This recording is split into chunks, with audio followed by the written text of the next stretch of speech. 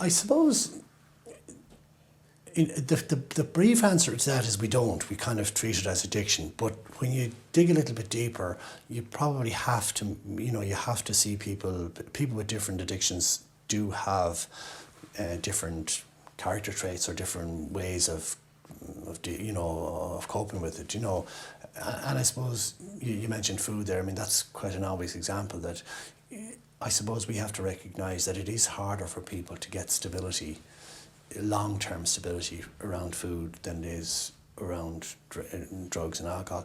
And when you think about that, it kind of makes sense because, they have to eat.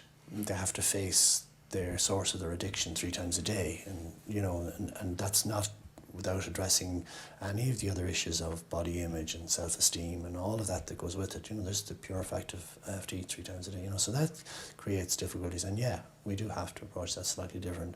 I suppose when you look at other addictions like gambling as opposed to, say, drink or drugs, but there is like people who have compulsive gambling are very different in their thinking. It's definitely, I would see gambling as an addiction, a thinking addiction, like gamblers, and they're always kind of everything is a longer process, and everything is worked out in their heads.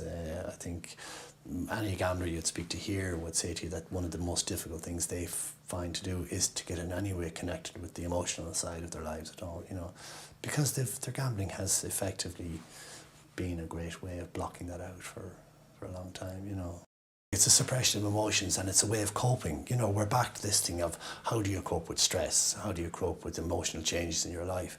Do you pick up something? Do you use something? Do you eat on it? Do you gamble? Do you know what I mean? It's that side of it is when you're talking about it on that level, it's the same.